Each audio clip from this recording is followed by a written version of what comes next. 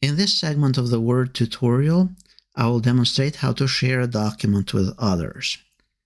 Now, in my case, I'm using Microsoft 365 of Microsoft Word. While we are on the Home tab, we have the document, and now we want to share it. Click on the Share option, and we can share it by using OneDrive. And the option is to either move the document to OneDrive or to copy the document. In my case, I'm going to simply copy it because I want to copy on this computer.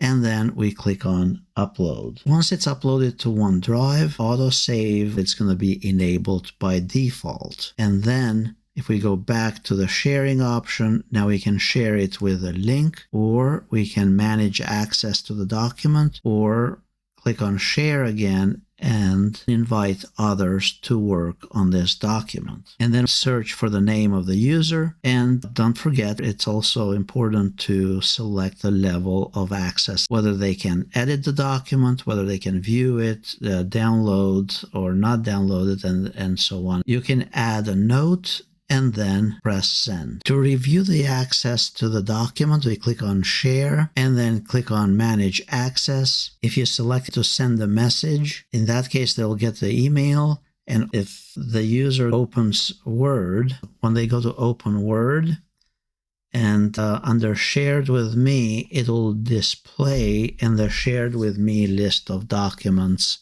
And that's another option to access those shared files, or under the Share tab over here on the left.